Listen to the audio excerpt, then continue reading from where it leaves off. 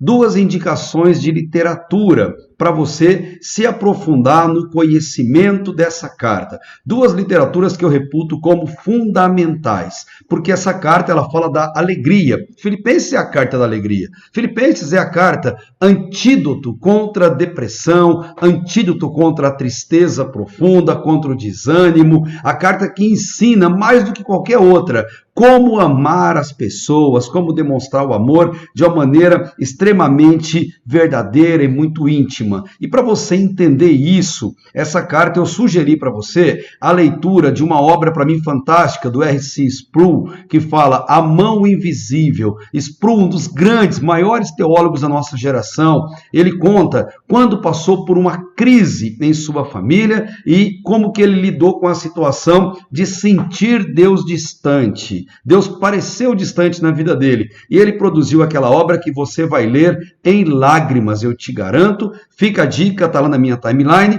A Mão Invisível de Deus, de R.C. Sproul, uma obra de arte contra o sofrimento. A outra obra que eu indico, A Cruz de Cristo, a melhor literatura, na minha opinião, de muitos teólogos, depois da Bíblia. Você precisa ler A Cruz de Cristo, a epopeia de John Stott, recentemente falecido.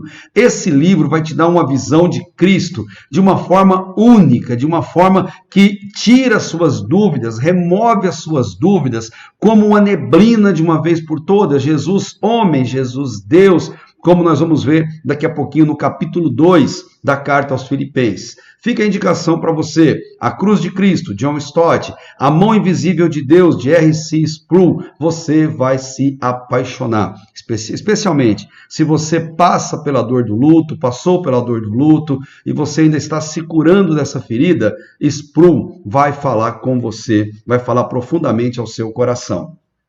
Vamos entrar então em nossa carta de estudo para essa noite, a carta de Paulo aos Filipenses. Uma introdução rápida. Você já sabe, tem acompanhado conosco, que Paulo ele escreveu 13 cartas, assim nós acreditamos, nós que seguimos a teologia reformada. Dessas 13 cartas que Paulo escreveu, elas são divididas justamente pelo tipo de assunto que elas foram produzidas. E dentre as 13 cartas, 4 delas, elas são divididas em cartas da prisão. Por quê? Paulo está ainda não no fim da vida dele, cerca de 7 anos antes dele ser condenado e executado à morte. Mas 7 anos antes, Paulo está preso lá em Roma, na capital da Itália. E preso ali em Roma, ele está numa prisão domiciliar, onde ele tem liberdade, onde ele consegue receber pessoas, interagir com pessoas, mesmo estando sob escolta 24 horas do pretório romano. Pois bem, Paulo recebe algumas visitas, Paulo é um mentor por natureza, e muitos líderes das igrejas que Paulo mesmo tinha aberto, vêm até ele perguntando sobre dúvidas, sobre doutrinas que a igreja necessitava. E Paulo recebe a visita de Epáfras, um homem que tinha a igreja inaugurada na sua casa na cidade de Colossos. Ele foi convertido por Paulo quando visitou Paulo em Éfeso, que fica na mesma região ali de Colossos. E esse homem teve dúvidas sobre alguns problemas doutrinários na igreja e veio procurar Paulo. Paulo escreve uma carta para a igreja e manda Tíquico levar juntamente com Epáfras. Paulo também manda um escravo fujão, Onésimo, que pertenceu a Filemão, e manda ele, junto com Tíquico, escreve uma carta para Filemão, que é uma carta bem curtinha, uma espécie de um bilhete, a respeito de como ele deve tratar esse escravo fujão, agora irmão na fé, e escreve também a carta aos Efésios. Tíquico leva essas 3 cartas consigo e quando volta para aquelas cidades, ele entrega essa carta para a igreja e a carta a Filemão. Mas Paulo escreveu uma 4ª carta enquanto estava preso, a carta aos Filipenses. E eu quero entender com você um pouquinho do contexto por trás da carta de Paulo aos Filipenses. O que estava acontecendo? Qual é o pano de fundo? Qual é o contexto mediato e imediato dessa carta? Para que assim a gente possa caminhar por ela e você entenda claramente o significado da carta de Paulo aos Filipenses. Essa carta, ela fala com a nossa alma. Porque é uma carta que enaltece a alegria, mas não é, gente, aquela alegria quando tudo vai bem. Essa carta é de alegria extremamente humana. É ter alegria quando tudo vai mal. É ter alegria quando parece que o mundo vai desabar. Ter alegria quando parece que não temos ninguém em nossa volta que possa nos ajudar, nos sustentar, nos motivar. Essa carta, ela fala do sentimento mais humano e diz que só é possível ter alegria na vida se essa alegria for em Cristo. Pois tendo Cristo, tudo pode nos faltar. Com Cristo, nós não sentimos falta de nada. Quando a dificuldade bater, temos nele para se apegar, temos o ombro dele para a gente chorar, temos o colo dele para a gente repousar. Quando temos Cristo, todas as avalanches da vida, elas podem ser superadas. Pobre daquelas pessoas que não têm o amparo, não tem em Jesus o seu porto seguro. E Paulo quer explicar e quer mostrar isso para os nossos corações. Então, a vocês que nos acompanham, os meus queridos alunos da Teológica, mergulhando nessa carta, vamos entender o que é essa alegria. Olha só, Paulo, ele não queria ir para Filipos, bem antes dele escrever essa carta. Ele não queria ir. Tudo que a gente vê na palavra de Deus, especialmente lá em Atos, no capítulo 16, mostra que Paulo tinha outro propósito. Paulo queria ir para a Ásia, ou seja, sair da região que ele estava, ali próximo da Grécia, e vir para a Ásia para poder evangelizar aquele lugar. Mas o povo lá de Filipenses necessitava de Paulo, e Deus tinha projetos de Paulo naquele lugar. Tanto que Paulo dorme e em sonho ele é incomodado por Deus. Ele ouve um jovem dizendo para ele: Paulo, por favor, atravessa a Macedônia e vem nos socorrer. Nós precisamos de Deus e Deus vai usar você como ferramenta aqui nesse lugar. Paulo acorda desse sonho e ele tem a livre convicção que ele tem que cumprir a ordem de Deus, embora ele não queira. Por que Paulo não quer?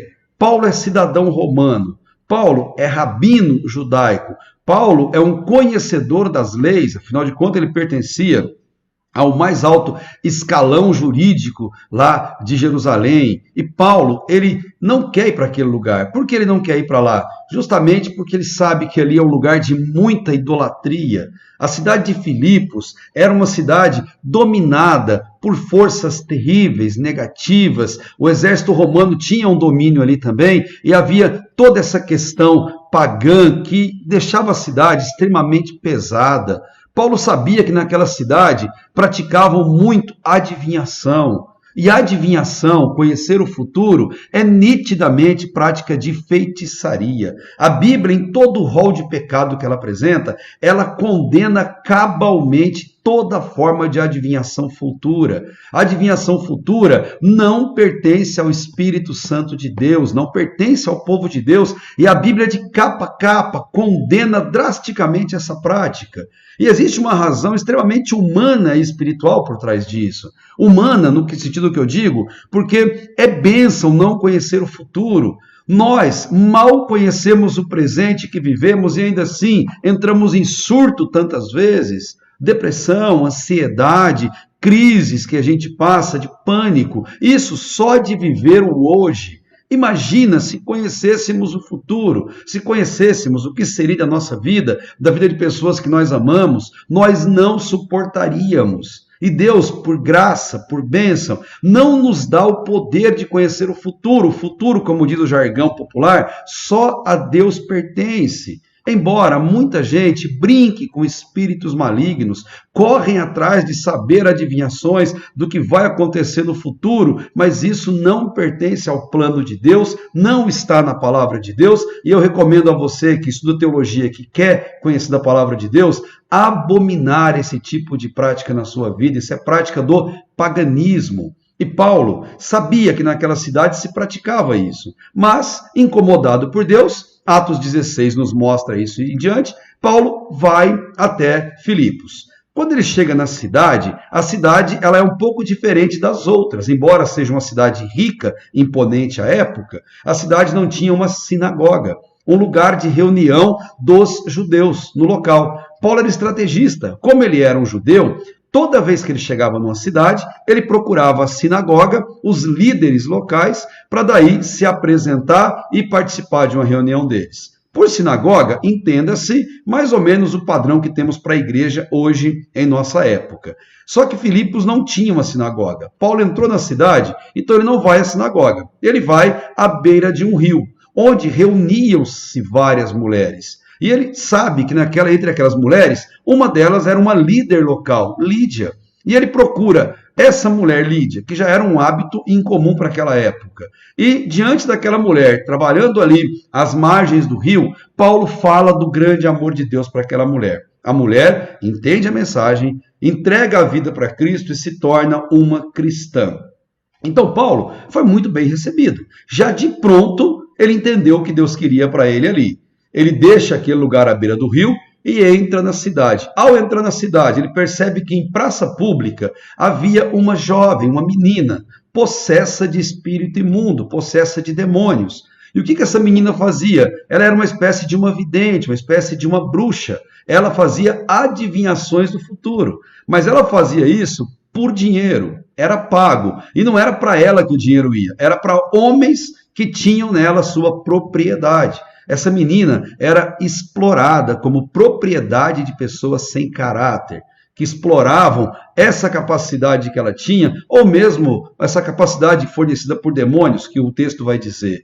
Paulo vê aquilo, e Paulo corajosamente, ele repreende aquela prática, repreende o espírito imundo, e aquele espírito, aquele demônio, deixa aquela menina. A menina agora está curada, está livre daquele mal, daquele demônio que lhe trazia essa prática de adivinhação. Motivo de muita felicidade. Alguém foi curado, alguém foi libertado, mas não para os proprietários dela, que viviam do lucro daquela exploração. Eles perdem a cabeça. Os proprietários se indignam com Paulo. E Paulo não está sozinho, ele está junto com Silas, seu fiel escudeiro e amigo íntimo para aquela época, também conhecido como Silvano. E ali eles juntam os homens na praça e passam a linchar Paulo e Silas. Eles apanham, e apanham muito pior do que criança quando está sendo educada pelos pais. Eles pegam em varas e batem muito os dois com varas. Batem tanto que eles ficam desnudos, a roupa deles chega a rasgar e a se soltar. E ali, em meio àquela humilhação em praça pública, por ter feito a vontade de Deus, os dois são tidos como agitadores e são levados para uma prisão, ali mesmo em Filipos. Uma prisão escavada na rocha, os dois são colocados naquela prisão, algemados, os pés com as mãos, sentados no chão. Tenta imaginar a dor. Todo machucado, cheio de cortes pelo corpo. E ali eles são colocados naquela prisão. Dolorido, a noite cai. E ao cair a noite, ao contrário do que qualquer um de nós faria, nós reclamaríamos, nós diríamos muitos ais, nós iríamos resmungar, nós iríamos reclamar com Deus, porque Deus, eu não queria vir para cá e o Senhor me mandou. Qualquer pessoa reclamaria diante de uma injustiça, diante de um sofrimento físico que a pessoa esteja passando, e Paulo e Silas, eles estão ali, só que eles não reclamam. E o que eles fazem? Eles começam a cantar louvores a Deus. O próprio Paulo ensinou lá em Efésios capítulo 5, que para ficar cheio do Espírito Santo, transbordando do Espírito Santo, nós precisamos cantar hinos, cânticos espirituais, em tudo com ações de graça, agradecendo a Deus. É isso que eles fazem. Eles cantam louvores da igreja primitiva. Eles adoram a Deus. E em meio aos louvores que eles estão cantando, o carcereiro que está cuidando ali da cadeia acaba adormecendo. Cai no sono pesado. De repente, vem um terremoto. E as coisas tudo desabam, fica aquela escuridão, e o carcereiro levanta, ele acorda do sono, embalado pelos louvores cantados por Paulo e Silas. E ao perceber aquela escuridão, o carcereiro imagina que os dois fugiram. Naquele período, fuga de preso era pena de morte para o carcereiro. O carcereiro sabia que ia ser morto caso eles tivessem fugido, e a morte para alguém naquela situação era mediante tortura. Era muito pior do que se possa imaginar. Então o carcereiro, como vai dizer em Atos 16, versículo 27, o carcereiro acordou e, vendo abertas as portas da prisão, sacou a espada para suicidar-se, supondo que os presos haviam fugido. de medo da tortura que ele teria que passar. Mas quando ele pega a espada e se prepara para suicidar, que era uma prática comum daquela época, Paulo gritou de longe: não faça isso, nós estamos aqui. Do mesmo jeito, nós não fugimos, não tome essa atitude precipitada. Tem algo melhor ali à frente. Espera um pouquinho, respira um pouquinho. Tem algo para você mais ali à frente. Ele pediu luz, ele entrou, versículo 29, e quando ele chegou no versículo 30, ele tirou eles da corrente, de onde eles estavam presos, as algemas, levou eles para fora e disse: senhores, o que eu preciso para ser salvo? Senhores, o que eu faço para não pensar em me matar? O que eu faço para me livrar do sofrimento? Vocês estão tudo machucado, arrebentado, humilhado e estão cantando louvores a Deus, estão agradecendo a Deus. Eu quero uma fé dessa, eu quero imitar vocês, eu preciso ser igual a vocês. Por muito menos eu reclamo, por muito menos eu lamento. E esse homem fala: o que eu faço para ser salvo igual a vocês? Que poder tem a maneira com que se enfrenta o sofrimento de evangelizar outras pessoas? E ali o carcereiro sente isso na pele. E quando ele perguntou o que fazer, Atos, no finalzinho do capítulo 16, vai dizer assim, que eles responderam: crê no Senhor Jesus e será salvo, não só tu, mas também a sua casa. Creia no Senhor Jesus em meio às suas dificuldades e será salvo, não só você, mas a sua casa será contagiada pelo amor, pela palavra de Deus e também alcançará a salvação. Que promessa fantástica! Então pregaram a palavra de Deus a ele, e todos os que eram da sua casa, claro que ele chamou a família para estar junto ali, e levando consigo naquela mesma hora, lavou-lhes os ferimentos, e logo foi batizado ele e todos os seus. Esse é o contexto. Paulo, logo depois, ele vai ser liberto daquela prisão, pois ele se declara cidadão romano e o chefe da polícia local, do exército local, não sabia disso. Paulo é colocado em liberdade. Mas, de alguma forma, a cidade de Filipos, ela passa a ser contaminada pelo amor de Deus. Por Lídia, evangelizada pela manhã, e agora pelo carcereiro e toda a sua família que entendem a mensagem do evangelho. A cidade fica agora totalmente evangelizada. A cidade passa a receber desse amor tão grande de Deus. E passa o tempo, Paulo, ele vai embora dessa cidade. Ele vai embora. Os anos passam. E lá, quando ele está preso em Roma, anos 62, 63 depois de Cristo, Paulo resolve escrever uma carta para essa igreja, porque ele recebeu notícias a respeito deles. E qual notícia Paulo recebeu deles? Que eles estavam totalmente felizes, como se tivesse uma dívida de gratidão com Paulo, e eles arrecadaram muito dinheiro para que Paulo, quando fosse colocado em liberdade, levasse para Jerusalém para cuidar das viúvas e dos órfãos, que naquele período eram abandonados socialmente, estavam à míngua e próximos de morrer porque ninguém cuidava. Então Paulo quer agradecer a eles por conta daquilo, por conta daquele amor, daquela caridade deles. E Paulo também quer dizer para eles assim: não se entristeçam, porque parece que a notícia que chegou é que aquela igreja ainda tinha uma espécie de um remorso, um peso na consciência, por terem tratado tão mal a Paulo e Silas naquele período. Eles estavam tão abençoados que eles sentiam uma cobrança daquilo internamente neles. E Paulo transmite para eles assim: alegrem-se, alegrai-vos. Outra vez vos digo, alegrai-vos no Senhor. Eu não estou triste não com tudo que me aconteceu. Fiquem tranquilos, porque tudo que me aconteceu aí foi para crescimento do Evangelho. Foi para isso. E olha o que ele vai dizer em Filipenses, no capítulo 1. É interessante o que ele fala. Versículo 3. Eu dou graças ao meu Deus todas as vezes que me lembro de vocês. Eu não reclamo de vocês, eu não tenho mágoa de vocês pelo que aconteceu. Eu agradeço a Deus e faço súplicas por todos vocês em todas as minhas orações com alegria. Quando eu lembro do que eu passei aí, eu me alegro. Quando eu lembro do sofrimento, eu me alegro, porque Deus usou isso de maneira pedagógica para mim e para vocês. E ele completa: e eu estou certo que aquele que começou a boa obra aí irá aperfeiçoá-la até o dia de Cristo Jesus. E no 9, e eu peço em oração que o vosso amor aumente cada vez mais no pleno conhecimento e em todo entendimento. Amem, cresçam no amor. Essa é a missão, essa é a lição que Paulo quer dar para todos aqueles irmãos. Mas eles estão tristes com o que fizeram? Sim, mas Paulo, ele parece que já está na expectativa da sua morte, do seu encontro com Deus. Ele sabe que está se aproximando a hora. Está chegando a hora dele encontrar pessoalmente com Cristo, que o vocacionou para o ministério. Então, Paulo vem e diz assim, olha, no versículo 20 do capítulo 1, segundo a minha intensa expectativa e esperança de que em nada serei decepcionado. E ele diz assim, pelo contrário, com toda a ousadia, tanto agora como sempre, Cristo será engrandecido no meu corpo, seja pela vida, seja pela morte, porque para mim o viver é Cristo e o morrer é lucro. Não há sofrimento na terra que me cause medo.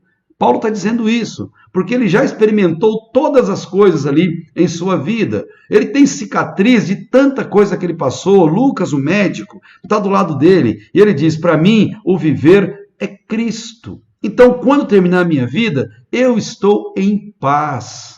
O máximo que uma Covid pode fazer é nos matar, mas tirar nossa vida é impossível, porque nossa vida é para a eternidade. Somos cidadãos do céu. O máximo que um criminoso pode fazer é matar, mas tirar nossa vida não. Sei que você entende o que eu estou querendo dizer com isso, com muita tranquilidade. Então, Paulo, ele diz no versículo 23, sinto-me, porém, pressionado de ambos os lados. Eu tenho desejo de partir e estar com Cristo, pois isso é muito melhor. Eu não vejo a hora de morar com Cristo no céu, mas não cabe a mim decidir essa hora, não cabe a mim antecipar esse momento. Todavia, por vossa causa, acho mais necessário permanecer no corpo. Olha que interessante a declaração que Paulo fala. E ele diz, eu estou bem, e vocês, Filipenses? Versículo 27. Somente portai-vos de modo digno do evangelho de Cristo, para que, quer eu vá e vos veja, talvez eu vou ser libertado e vou até aí, quer esteja ausente, talvez eu nunca mais veja vocês. Ouça acerca de vós que permaneceis firmes num só espírito, combatendo juntos com uma só alma pela fé do evangelho, e que em nada estejais atemorizados pelos adversários. Paulo, ele quer motivar aquela igreja que ele amava tanto, ele quer agradecer pelo que eles estão fazendo, pois para ele é muito importante o papel que aquela igreja teve na vida dele. Bom, informações importantes. O pano de fundo já está traçado. Agora podemos conversar algumas peculiaridades dessa carta e entrarmos efetivamente em alguns dos textos mais lindos da Bíblia que a gente pode encontrar aqui. Ela é uma das cartas da prisão, uma das 4 cartas da prisão, como já dito, Colossenses, Efésios, Filemão e também a carta aí de Filipenses. São as 4 cartas da prisão, conforme ela mesma diz ali no capítulo 4, versículo 22. É uma carta muito pessoal, muito. É uma carta em que Paulo está abrindo o coração para os irmãos, porque ele está agradecido por eles, ora por eles, mas está preocupado com a tristeza que eles sentem por meio daquilo que eles fizeram à vida de Paulo. Paulo quer botar uma pedra nisso, quer mostrar para eles que aquilo que ficou, ficou. Lembra dos piratas? O que ficou no passado ficou. E Paulo quer deixar isso claro para eles. E Paulo agradeceu por todo o cuidado que ele teve e aproveitou para exortar a igreja alguns problemas doutrinários que ali estavam acontecendo. Ainda se tem ruínas da cidade de Filipos, que, visitando aquela região ali próxima da Turquia, da Ásia Menor do período antigo, ainda se pode localizar esses resquícios que foram encontrados ali pela arqueologia. Mais ou menos, para você ter uma noção de onde fica a cidade de Filipos, aqui tem mais ou menos um mapa que você pode ter uma noção rápida dela. Olhando lá no alto, Macedônia, ela está logo ali à esquerda. Ela era a porta de entrada para a Europa. Ali chegavam-se as pessoas, atravessavam por meio dela e adentravam a Europa. Então era uma cidade estrategicamente muito importante, uma cidade que fazia toda a diferença naquele período. Olhando mais um pouquinho no mapa, você pode ver que era a rota obrigatória. A segunda viagem de Paulo, ele passou abrindo esses trabalhos. E a cidade de Filipos, a igreja de Filipos, ela foi aberta por Paulo justamente nessa segunda visita que ele realiza naquele local. Melhor, a segunda visita que ele faz, a segunda viagem, mundo afora, levando a mensagem que salva, a mensagem do Evangelho. Olha que interessante. Lá em Filipos, havia uma característica interessante. A Lídia, a primeira mulher convertida, que depois a igreja se organizou na casa dela, ela era asiática. Cidade de Tiatira, a mesma cidade de Tiatira que faz parte de Apocalipse 2 e 3, as cartas do Apocalipse. Lídia era de lá. A jovem escrava era grega, aquela possessa de espírito de adivinhação. E o carcereiro era romano. Só isso nos dá umas dicas das três principais nações que dominavam aquele lugar. Mas isso não é só a nação que elas pertenciam, mas também a classe social que eles viviam. Tem gente que acha que salvação é para um grupo específico de pessoas. Só quem tem alta inteligência, autoconhecimento. O gnosticismo ensinava isso, o cristianismo não. Jesus veio e disse, os sãos não precisam de médico, mas sim os doentes. E ele veio para salvar o mundo, não para julgar, não para condenar, como João tanto nos ensinou isso. Uma lição importante em Filipenses é que Deus ele salva todas as classes sociais. Basta entender a mensagem do Evangelho. Lídia, que era asiática, era muito rica. Ela trabalhava com púrpura, com mercadoria que era muito cara naquele período. Mulher rica. E essa mulher rica foi a primeira a entregar a vida para Cristo diante da mensagem de Paulo. A menina, que era adivinhadora, ela era uma mercadoria. A pior das humilhações. Ela era uma mulher, não valia nada como ser humano, mas era totalmente usada e abusada como adivinhadora, como escrava. Que terrível isso! Nada pode ser pior do que um ser humano usar outro ser humano para satisfação dos seus prazeres ou para ganhar com isso, lucro com isso. E o carcereiro, ele era um homem militar que servia ao Império Romano. Deus, ele quer salvar todas as classes sociais. A abrangência do Evangelho é para todas as pessoas, e isso vai ficar muito claro durante a carta, durante o jeito que Deus vai trabalhar isso. Não só o Evangelho é para todas as classes sociais, da criança ao adulto, do analfabeto ao pós-doutor, ao cientista. A salvação, ela é acima da cultura, acima do gênero, acima de todo conhecimento humano. E olha que interessante, ele salva pessoas que tinham religiosidade, cada uma do seu jeito. Como dizem, todos os caminhos levam a Deus, isso não é verdade. O caminho que leva a Deus é Cristo, sabemos disso. João já mostrou em 14:6, né, que ele é o caminho, a verdade e a vida. A Lídia, ela era uma prosélita, ela temia a Deus, mas ela vivia na cultura religiosa dos judeus. Prosélita porque ela era de uma outra religião que foi incorporada à religião judaica, o que já era uma mistura muito grande para aquele tempo. A jovem pitonisa ou adivinha, possessa de espírito imundo, ela servia aos demônios. Qual a religião dela? A religião que serve aos demônios. E você imagina o quanto triste e pesado é isso. E o carcereiro? O carcereiro era romano. Logo, ele era um idólatra completo. Para ele, só havia um Deus na terra. Esse Deus é César, um homem, imperador romano. E, lógico, um outro panteão de deuses falsos que ele colocava ali na Bíblia. Muito interessante o que diz Barclay. Não há nenhum capítulo na Bíblia que mostre tão bem o caráter universal da fé que Jesus trouxe aos homens do que Filipenses. Em Filipenses, a alegria é para todos, a salvação é para todos. Basta buscar a presença de Cristo, basta o arrependimento sincero dos pecados e uma entrega genuína e verdadeira ao Senhor da salvação. Paulo, ele produz essa carta, mas Paulo, ele não está sozinho, ele está acompanhado de Timóteo. E ele produz essa carta, como vai dizer o renomado pastor Hernandes Dias Lopes. Paulo, apóstolo corajoso, missionário, ele, ilustrado mestre e articulado apologista, defensor da fé, ele era um estadista cristão e fundador da igreja de Filipos. Era isso que Paulo fazia. E Paulo coloca ali o nome de Timóteo até como uma homenagem ao papel que esse rapaz desempenha no ministério dele. Timóteo, que posteriormente será pastor ali na cidade de Éfeso, como falamos naquela carta na semana passada.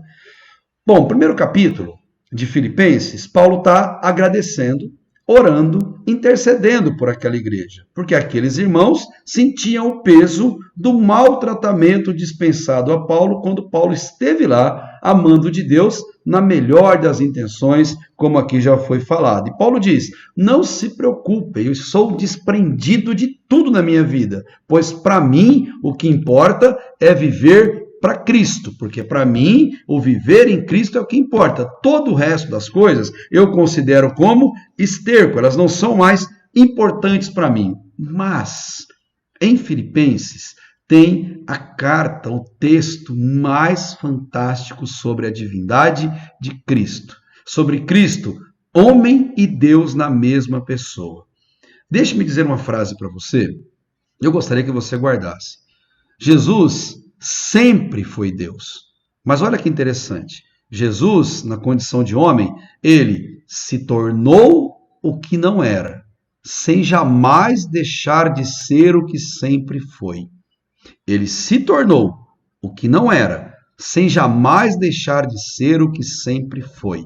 Traduzindo, Jesus se tornou homem, sem jamais, nunca deixar de ser Deus. Nele habita plenamente, na forma corpórea, a natureza divina e a natureza humana. Jesus é Deus, mas Jesus também é homem. E vai dizer a palavra de Deus em Timóteo, principalmente, que não há um outro mediador entre Deus e os homens que não seja Jesus Cristo, homem.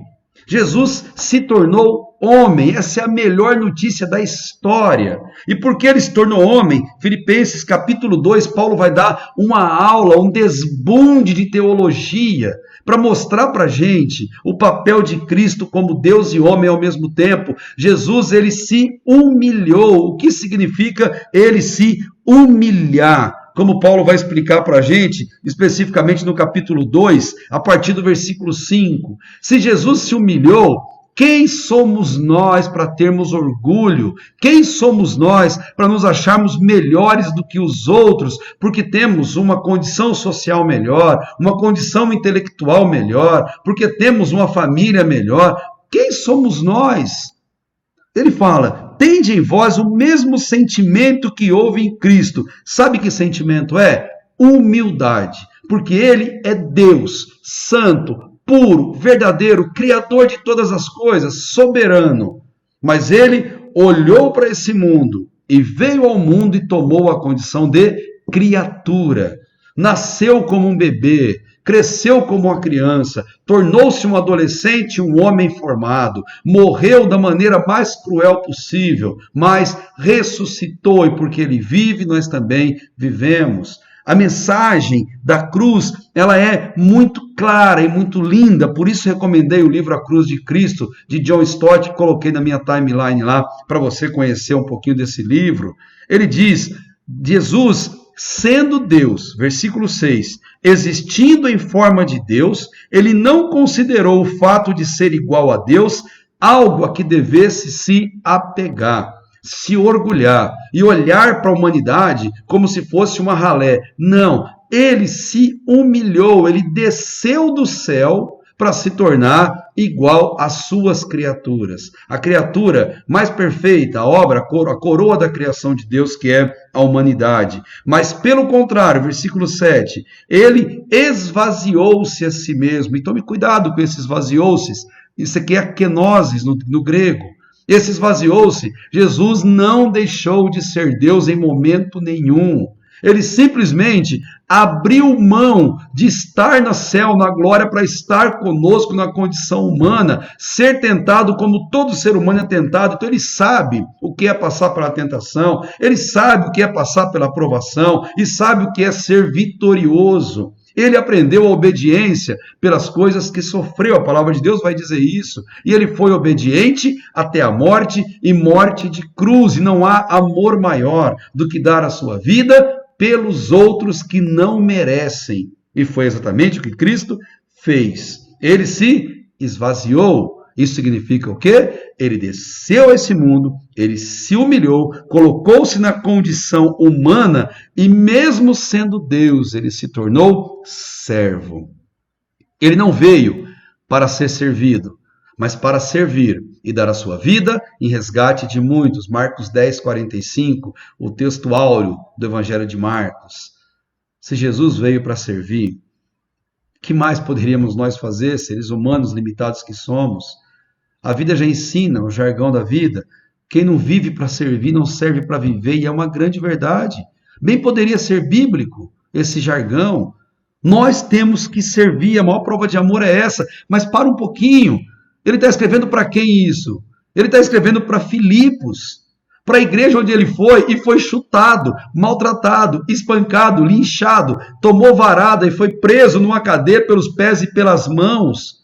Ele está escrevendo para um povo que humilhou ele, para um povo que tentou matá-lo. Ele está escrevendo para um povo que não queria ele lá, que rejeitou ele. Paulo está escrevendo isso para um povo que, em tese, não merecia. Aliás, quem é que merece? E Paulo está dizendo claramente para eles, versículo 8, que na forma de homem ele se humilhou a si mesmo, sendo obediente até a morte e morte de cruz. E foi por isso que Deus o exaltou. Sermão do Monte, o próprio Jesus, em Mateus capítulo 5, 6 e 7, mas no capítulo 5, ele vai dizer, se você quer ser exaltado, se humilhe. A lógica cristã é, perca para poder ganhar. Ande na contramão. Você quer ser exaltado? Se humilhe. Você quer ser feliz e sorrir muito? Chore. Você quer receber misericórdia? Seja misericordioso com as pessoas também. E quando alguém te humilhar por causa de Cristo, alegre-se, porque as pessoas estão vendo que de fato você é um cristão verdadeiro. Que notícia boa! Que notícia fantástica que fala aos nossos corações de um jeito tão pessoal, tão especial, tão maravilhoso. Que Deus assim nos ajude a ter essa realidade em nossos corações. E Jesus, ele foi exaltado soberanamente. Sabe por quê? Porque Jesus se humilhou. Jesus se tornou homem. E ele faz isso sem reclamar. Gente, reclamação, eu disse em outra live, reclamação dos piores pecados contra Deus. Murmuração é um pecado tenebroso. Por quê? Murmurar é o mesmo, literalmente, que dizer para Deus que Deus está errado, que nós faríamos diferente que ele. Se fosse na nossa visão, nós faríamos de outra forma. Murmuração não pertence ao projeto, ao plano de Deus para a vida de uma pessoa. A gratidão abre portas na vida das pessoas, portas sociais e espirituais. E aqui Paulo, ele diz assim para eles, olha, Jesus se humilhou no versículo 10, para que o nome de Jesus, ou ao nome de Jesus, se dobre todo o joelho que está no céu, na terra e debaixo da terra, e toda língua confesse que Jesus Cristo é o Senhor, para a glória de Deus Pai. Toda língua confessará que Jesus é Deus. Algumas recebidas por ele na glória, outras tantas indo para a condenação do inferno, mas todas vão reconhecer que Jesus é Deus para a glória do Pai. Aos que aceitaram essa verdade, que maravilha entender isso. Aos que recusaram, nunca vão poder dizer, eu não tive chance. Eu nunca tive a oportunidade de entender, porque a própria criação, ela nos revela Deus. Como diz o Salmo 19:1, os céus proclamam a glória de Deus e o firmamento, a terra, anuncia a obra de suas mãos. Deus está presente e aberto, clamando para que a gente enxergue a bondade dele sobre nossas vidas. E olha o que Paulo ele vai dizer lá no versículo 13, porque Deus é quem produz em vós tanto querer como o realizar, segundo a sua boa vontade. E no 14, gente, olha o que ele está falando para os filipenses, que estavam com remorso de terem feito Paulo passar tanta dificuldade. Ele diz, fazei é uma ordem, aqui está no imperativo no grego. Você não tem outra opção. Você tem que fazer isso se você quer ser feliz. Se você quer se livrar de depressão, ansiedade, sentimento negativo. Você não tem segunda opção, plano B. Você tem que fazer isso. Isso o quê? Todas as coisas sem queixas ou murmurações ou discórdias, para que se torneis filhos irrepreensíveis de Deus, sinceros e íntegros, em meio de uma geração corrupta e perversa, como aquela em que Paulo vivia. Lindo o recado que Paulo quer nos trazer por meio dessa carta. Em meio ao todo sofrimento, nós devemos aprender a suportar e se alegrar, sabendo que em Deus nós temos o amparo que nós necessitamos em nossa vida. E Paulo pode falar isso, porque Paulo tinha tudo para excomungar aquele povo. Ele tinha tudo para murmurar daquele povo, que o fez sofrer e ser humilhado. Mas ele não faz isso. A proposta de Paulo é como Cristo mesmo fez. E Paulo vai dizer em outro momento, sede meus imitadores como eu sou de Cristo. Ele entendeu isso. E que a gente também tenha o privilégio de compreender essa verdade. Tem gente que sofre muito quando perde alguma coisa na vida, especialmente se esse alguma coisa é algum bem material. Tem gente que passa um verdadeiro surto por perder alguma coisa. Paulo tinha status, tinha poder econômico, Paulo tinha tudo. Dizem que até a própria família o abandonou quando ele teve a sua conversão no caminho para Damasco e passou a se dedicar à causa do evangelho. Aí Paulo, ele vai dizer para aquele povo, olha, vocês estão sofrendo perseguição, tá difícil a coisa aí. Deixa eu dizer para vocês uma coisa, capítulo 3, considere tudo como perda para que você possa ganhar a Cristo. Cristo importa, a eternidade importa, não só a vida aqui na terra, a vida aqui tem que espelhar o que se espera lá na eternidade. Então ele vai dizer isso de uma forma muito particular. Ele diz assim, capítulo 3, no versículo 1 de Filipenses, meus irmãos, quanto às outras coisas, alegrai-vos no Senhor. Ele fala alegrai-vos toda hora e sempre no imperativo, é uma ordem.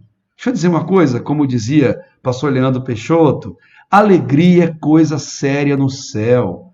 O cristão se alegra, o cristão tem que estar alegre, não importa com o que aconteça. O cristão tem que fazer da alegria o seu colar, a alegria o seu respirar, a alegria tem que ser o café da manhã, o almoço, a janta de um cristão. E não importa como as coisas estejam, se ele tem Cristo, Cristo basta. Cristo é o motivo maior da alegria. Então Paulo diz para eles, gente, alegrem-se.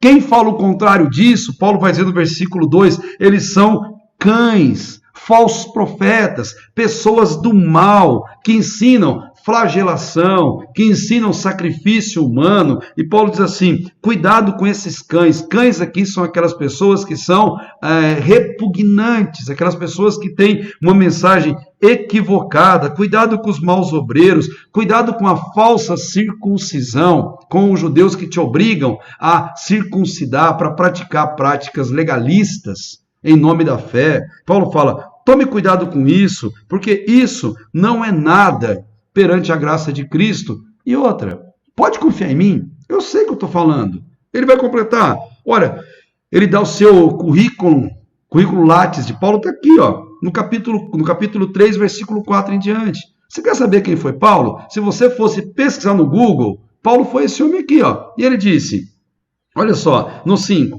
eu fui circuncidado ao 8º dia, da descendência de Israel, da tribo de Benjamim, hebreus de hebreus, quanto à lei eu fui fariseu, quanto ao zelo eu fui um zelote, eu persegui a igreja, quanto à justiça que há na lei eu era irrepreensível, ninguém era melhor do que eu, mas o que para mim era lucro, passei a considerar como perda por amor de Cristo. Sim, de fato, considero todas as coisas como perda. Ele usa até o termo, em outras versões, como esterco. Porque ele diz para ele assim, ó, que eu quero ser achado em Cristo. Aqui no final do versículo 8, eu as considero como esterco, para que possa ganhar a Cristo. Se tudo em nossa vida não nos conduzir para Cristo, tudo em nossa vida é inútil.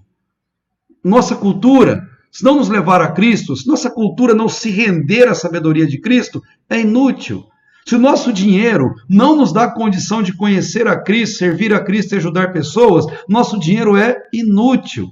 Se nossa família não nos conduz a amar a Cristo, é inútil. É isso que Paulo está mostrando para eles, para dizer, tudo que eu estou perdendo, eu perco, mas eu perco para ganhar a Cristo. Cristo é o mais importante em toda a minha vida. E ele vai dizer um pouquinho mais quando a gente chega no versículo 12, não que eu já tenha alcançado ou que seja perfeito, não sou.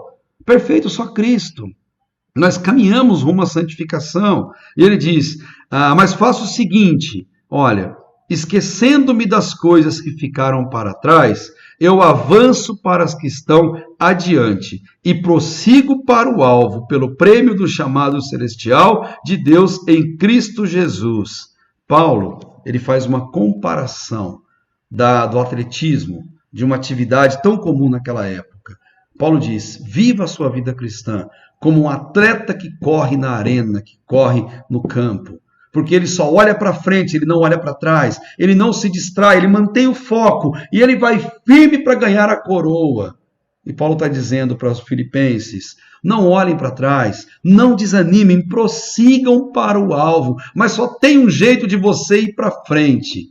É soltando as algemas que te prendem as pernas, soltando a bola de ferro da escravidão, deixando o passado para trás. Assim, a gente está livre para prosseguir e seguir em frente. A lição de Paulo é uma lição de motivação. Só assim se vence as crises que enfrentamos, porque as doenças da alma, o que mais são senão apego ao passado, ou desgosto com o presente, ou desejo de antecipar o futuro. É isso que adoece a alma de um ser humano, é isso que leva alguém ao estado mais sério de adoecimento mental. E que Paulo quer dizer, acostume-se com o que Deus te deu, ame a presença de Deus e aceite isso que Cristo mesmo está dizendo para cada um de nós. O versículo 17, irmãos, sede meus imitadores e prestai atenção nos que andam conforme o exemplo que tendes em nós. Paulo, ele motiva aqueles irmãos e motiva a mim e a você também. Prossiga para o alvo. E sabe qual é o alvo? O céu. O alvo de um cristão é a eternidade. O alvo do cristão é ver Cristo na glória com os braços abertos a nos esperar. O alvo do cristão é ser aceito na eternidade, Cristo olhando nos nossos olhos e dizendo, você foi um servo bom e fiel. Sobre o pouco você foi fiel, sobre o muito eu te colocarei. Entra no gozo do seu Senhor. O alvo de um cristão tem que ser a eternidade. Todas as cartas da prisão, Paulo faz questão de frisar isso, tanto que no versículo 20, mas a nossa pátria, ela está no céu, de onde também aguardamos um Salvador, o Senhor Jesus Cristo, que transformará o corpo da nossa humilhação para ser semelhante ao corpo da sua glória. É isso que nós aguardamos. Nós amamos nossa pátria amada, Brasil, mas o Brasil não é nossa pátria é o céu. Nós amamos qualquer nacionalidade, mas nossa pátria é o céu, então a gente deve viver e almejar a eternidade com Cristo. Depois que Paulo disse quem é Jesus, como que ele deixou os ensinos, como que ele mostrou tudo isso ao nosso coração. Paulo, ele aconselha a termos desprendimento, a desconsiderarmos todas as coisas, como ele mesmo fez, e ele está tão grato porque os filipenses têm esse coração agora tão elevado, tão caridoso, querendo o melhor para as pessoas, e assim ele vai entrar lá no capítulo 4. E ao entrar no capítulo 4, Paulo vai dar uma lição fenomenal para todos nós. Uma lição que vale a pena a gente se apegar, a gente confiar. Uma lição de alegria, uma lição para que todos nós possamos crescer no conhecimento e na graça que vem de Deus. No capítulo 4, ele vira para aqueles irmãos e ele escreve assim para eles, depois de ter sofrido, de ter sido abusado, de ter sido preso sem merecer. Olha o que Paulo diz. Eu vou ler para vocês o máximo da íntegra possível, pois vale a pena demais. Portanto, meus irmãos, a quem amo e de quem tenho saudades. Vocês me humilharam, mas eu perdoei vocês. E quando a gente perdoa, é aquele poder libertador. Eu tenho saudade de vocês. Vocês são minha alegria, minha coroa. Permanecei assim, firmes no Senhor, amados. Ele vai citar alguns nomes de algumas pessoas, mas no versículo 4, ele fala assim: alegrai-vos sempre no Senhor. Outra vez digo, alegrai-vos. Sabe por quê? Porque no versículo 3, porque o nome de vocês está escrito no livro da vida do Cordeiro. Isso é motivo de se alegrar e não de ficar cabisbaixo, não de ficar se arrastando pela vida, não de ficar se adoecendo emocionalmente, mentalmente, se acabando. Alegrai-vos, porque o nome de vocês está escrito no livro da vida. Paulo aprendeu isso de Cristo. Certa feita, Cristo soltou seus discípulos, tinha mais de 70, de 2 em 2, para que fossem evangelizando, uma missão rápida, sem levar mala, sem levar bolsa. Eles foram, curaram pessoas, expulsaram demônios e voltaram. Quando Jesus encontra aqueles homens, eles estão felizes e comparando um ao outro. Olha, eu fiz isso, eu fiz aquilo, eu expulsei demônio, eu curei pessoas, ressuscitei mortos. Nossa, que maravilha ter poder. Cristo olhou para eles e falou assim: não, vocês entenderam errado. Alegrai-vos, não porque os espíritos maus se submetem a vós. Alegrai-vos, não porque vocês curam e expulsaram demônios, não porque vocês ressuscitaram pessoas. Alegrai-vos, porque o nome de vocês está escrito no livro da vida do Cordeiro. Aleluia! O motivo da nossa alegria tem que ser a nossa salvação. O motivo da nossa alegria tem que ser pertencermos a Cristo. E quem pertence a Cristo vive para a glória dele, vive na graça dele, suporta toda e qualquer provação, toda e qualquer dificuldade, todo e qualquer sofrimento. Sabe como? Com a ordem: alegrai-vos no Senhor. Outra vez vos digo, alegrai-vos. Me lembro de pastor Russell Shedd. O Shedd, falecido também há poucos anos recentemente, um belíssimo expositor das Escrituras, e certa feita, pastor Russell Shedd, assim que está bem doentinho, foi entrevistado poucos dias antes de falecer com câncer, pastor Russell Shedd diz assim: gente, o sofrimento dessa vida, ele é um privilégio, porque ele está me mostrando que eu estou desmamando desse mundo. Jesus está me levando para a glória, mas me dando a possibilidade de desmamar desse mundo. E ele, mesmo com dores, e as dores de um câncer você já imagina quais são, e ele não reclamou um só momento, porque homens de Deus se alegram. E ele diz assim, 5, seja a vossa bondade conhecida de todos os homens, porque o Senhor está perto. Aquilo que você faz de bondade seja amplamente conhecida por todos os homens. E ele completa mais, olha o versículo 6, não andeis ansiosos. Ele não está dizendo cuidado com a ansiedade, ele está dizendo você é ansioso, eu sou ansioso, então não ande ansioso, não faça da ansiedade um estilo de vida, não faça da ansiedade uma busca que te consome. Todo ser humano é ansioso, então segura, controla, não ande ansioso. Mas espera aí, Paulo, é fácil falar isso. Paulo, é muito fácil escrever isso. Pedrosa, é muito fácil você falar isso pra gente. Espera aí, não andeis ansiosos. Tá, mas como? O próprio Paulo diz.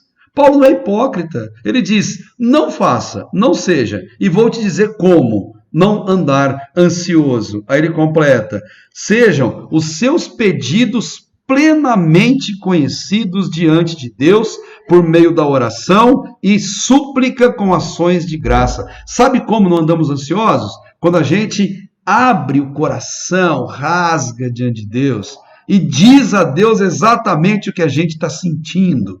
Deus, está doendo. Deus, eu estou decepcionado com pessoas ou comigo mesmo. Deus, eu errei, eu pequei mais uma vez, mesmo dizendo ao Senhor que eu não pecaria, que eu não erraria. Deus, me perdoa. Deus, estou sofrendo, Pai, porque eu provoquei isso ou provocaram em mim. Não importa. O antídoto contra a ansiedade é sinceridade diante de Deus. A oração que Deus recebe é a oração daquele pecador que Jesus conta, que entrou na sinagoga. Ele não fez oração bonita, não disse palavras bonitas, ele simplesmente abaixou a cabeça e ele esmurrava o próprio peito e dizia: tem misericórdia de mim, que sou pecador. Um cristão verdadeiro, ele sabe que o pior dos pecadores não é o vizinho, é ele. Paulo diz: eu sou o pior dos pecadores. Cada um de vocês que nos assistem hoje, você é o pior pecador. E o pior inimigo que você tem é você mesmo. É aquele que você olha no espelho quando escova o dente. Meu pior inimigo sou eu mesmo. E é contra a minha natureza que eu preciso combater todos os dias. Que lição fantástica. Não andeis ansiosos. Antes, entregue a Deus os seus pedidos. E ele fala mais: fale tudo plenamente diante de Deus, com oração e súplica. E súplica é: peça. Peça para Deus. Deus é Pai. E qual é o pai que, se você pedir um pão, ele te dá uma pedra? Qual o pai que, se você pedir um peixe, ele te dá um escorpião? Se Cristo disse isso. Mesmo vocês, sendo maus, sabem dar boas coisas aos filhos, que dirá eu, que sou o Pai Criador e amo vocês? Peça a Deus o quê? O que você necessita. Mas submeta à vontade de Deus. Peça o que for. Mas diz: Deus, seja feita, Pai, a sua vontade. Assim importa uma oração. Seja tudo reconhecido diante de Deus, pela súplica, pela oração e com ação de graça. Uma oração verdadeira, ela tem súplica, mas ela tem ação de graça. E a ordem dele é: agradeça a Deus, sabe pelo quê? Por tudo. Essa palavra no grego, tudo, significa tudo. Absolutamente tudo que esteja passando na sua vida, agradeça. Isso é antídoto contra doenças da alma. Paulo pode ensinar isso. Paulo pode dizer isso. Pois esse homem sofreu absurdos sem merecer. E sabe o que ele está dizendo para eles hoje? Eu sou grato a Deus por vocês, pelo que vocês representam na minha vida. E por isso, a ansiedade não se tornava um problema na vida de Paulo, porque Paulo, ele sofria de uma ansiedade que agrada a Deus. Sabe qual? A ansiedade pela eternidade, pelo encontro com Deus nos ares. Infelizmente, nossa transmissão no Instagram, ela vai terminar em 15 segundos. Permanecerei para a gente terminar o capítulo 4 aqui no Facebook. Se vocês do Instagram quiserem continuar acompanhando, vão lá para o nosso Facebook e a gente caminha junto, tá bom? Fiquem na paz, obrigado por nos acompanharem até aqui nesse momento. E aos meus irmãos queridos que estão na nossa live aqui no Facebook, permitam-me avançar alguns minutinhos para a gente concluir o capítulo 4, que vale muito a pena falar aos nossos corações. Então ele diz o que fazer. E no 7, ele diz: e a paz de Deus, que ultrapassa todo entendimento, ela guardará o vosso coração e os vossos pensamentos em Cristo Jesus. Olha que interessante. Para sentir a paz de Deus e ter os pensamentos conforme agrada ao Senhor, eu preciso de rendição à vontade dele.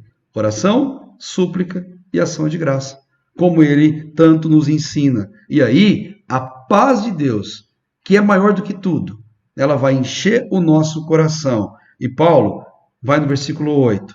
Quanto ao mais, irmãos, tudo que é verdadeiro, tudo que é honesto, tudo que é justo, tudo que é puro, ele faz uma sequência de adjetivos de qualidades. Tudo que é amável, tudo que é de boa fama, se há alguma virtude e se há algum louvor, nisso pensai. Antídoto contra doenças da alma. Procure virtudes em todas as coisas. Procure bondade em todas as coisas, das maiores às menores. Procure amor, procure boa fama. Se há alguma virtude ou reconhecimento, a palavra louvor significa isso. Se há, pense nisso. O que não há, descarte. Tire de você os maus pensamentos. Dizem que nós somos o que nós comemos, mas nós somos o que nós pensamos. Nós somos o que nós somos estimulados em nossa volta. Cuidado com o que você assiste com frequência.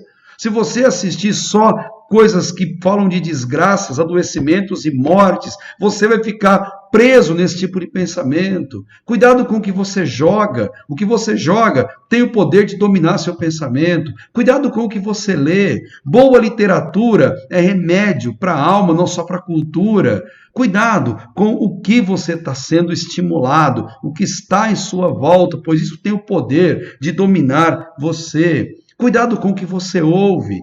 Boa música é fundamental. Saiba escolher bem. Paulo diz: se você não quer adoecer emocionalmente, procure virtude, amabilidade, justiça, honestidade, verdade, pureza. E pense nisso. Prenda o seu pensamento em coisas louváveis. E ele vai continuar: o que aprendestes, recebestes, ouvistes e vistes em mim, tudo isso praticai, e o Deus de paz estará convosco. Ele diz: não escrevo por pura teoria, eu escrevo por prática. Então, o que eu passei, o que eu vivenciei, vocês viram na pele, podem imitar, porque eu sei do que eu estou falando. Eu sei o que é passar por toda essa dificuldade em minha vida. Eu sei o que é sofrer. E aqui entra o versículo possivelmente mais mal interpretado na Bíblia. O versículo mais jogado na lama. O versículo mais rasgado de todos os tempos. Olha o que Paulo vai dizer: alegro-me muito por terdes renovado o vosso cuidado para comigo, do qual, na verdade, estáveis lembrados, mas faltava oportunidade. E ele diz assim: eu estou agradecendo vocês, não porque eu tenho necessidade, eu não estou agradecendo para pedir alguma coisa. Não, não é isso. Não me entendam errado, tá? Eu não estou elogiando vocês para ganhar algo em troca. Não é isso. Ele diz assim: eu não estou tendo nenhuma necessidade, mas, ele diz assim, eu aprendi a estar satisfeito em todas as circunstâncias em que me encontre. Por quê? Em Cristo, eu aprendi a estar bem comigo mesmo, quando estou preso, quando estou em liberdade, quando estou num banquete, quando estou comendo um pãozinho duro com um copo d'água. Eu aprendi a estar bem com Deus quando estou gozando de plena saúde e quando estou adoentado à base de remédio e cuidados médicos. Eu aprendi a estar bem com Deus, porque com Deus eu tenho que alegrar. Outra vez vos digo, alegrai-vos. E Paulo quer dar essa lição e diz a eles: olha, eu não estou pedindo, eu já aprendi a passar por todas as circunstâncias da vida. Por quê? Ele diz no versículo 12: eu sei passar necessidade e sei também ter muito. Eu tenho experiência diante de qualquer circunstância e em todas as coisas, tanto na fartura como na fome, tendo muito ou enfrentando escassez. Eu sei estar nos dois polos, eu sei lidar com tudo isso. E ele completa o versículo mais mal interpretado da Bíblia, talvez. Posso todas as coisas naquele que me fortalece. Esse versículo não é carta branca para você pecar. Não é carta branca para você cometer todo tipo de erro e dizer: como eu sou cristão, eu posso todas as coisas. A graça de Deus é de graça, mas ela não é barata. Eu não posso confundir isso. Ele diz: como cristão, eu posso passar fartura e necessidade. Eu posso ter e perder, mas em tudo isso eu me apego a Deus. Deus não me deixa. Deus está comigo. Isso quer dizer, eu posso todas as coisas naquele que me fortalece. E depois ele vai completar, agradecendo um pouquinho mais aos irmãos e também fazendo ali os cumprimentos e despedidas que são tão especiais e tão necessários nessa carta. Queridos, Filipenses é a carta da alegria, a carta antídoto contra a ansiedade, contra as doenças da alma. Filipenses, a última das cartas da prisão. Paulo abre o seu coração na sua mais profunda intimidade para aqueles irmãos, para aquela igreja, em gratidão, em oração. E era uma igreja que fez Paulo sofrer muito. Uma igreja que humilhou, que torturou e que prendeu. Mas, pela graça de Deus, o sofrimento de Paulo trouxe salvação e libertação para aquele lugar. Eu quero terminar essa aula desafiando você a saber enfrentar as dificuldades que a vida te propõe, sejam elas econômicas, financeiras, sejam elas de saúde, sejam elas emocionais. Antes de tomar o remédio tarja preta, não estou dizendo que não tenha que tomar, se tem recomendação médica, siga. Mas antes de tudo isso, tome Filipenses. Chore sobre Filipenses. Não tenha vergonha de estragar as páginas dessa Bíblia com as suas lágrimas, de escrever nas páginas da Bíblia qual é o teu sentimento. Paulo fez isso. É melhor estar com Cristo, mas enquanto Ele nos quer aqui, que o nosso sofrimento seja testemunho a todos aqueles que estão em nossa volta. Que você cresça no conhecimento e na graça que vem de Cristo. Que você louve a Ele, que se humilhou, que se esvaziou, que se tornou homem, para que nós pudéssemos herdar a salvação como filhos no seu reino. Que a graça do Pai esteja sobre a sua vida, que Ele cuide de você, que Ele tenha suas emoções em suas mãos e que Filipenses possa aquecer o seu coração e te fazer amar mais essa palavra linda do nosso Deus. Semana que vem, quinta-feira, 19 horas, vamos estudar as cartas pastorais. Não perca, esteja conosco. Farei uma introdução das 3 cartas pastorais, depois entraremos em cada uma delas, as últimas palavras de Paulo enquanto vivo na terra conosco. Você é meu convidado. Quinta-feira, 19 horas, esteja conosco nessa live para crescermos mais um pouquinho no conhecimento da palavra de Deus. Obrigado a todos vocês que permaneceram conosco até agora. Obrigado pela dedicação. Que Deus abençoe grandemente a sua vida. E foi um privilégio ter vocês conosco mais uma vez para essa aula, para essa live. Ficam todos na graça e na paz de nosso Senhor e Salvador, Jesus Cristo, e até o nosso próximo encontro.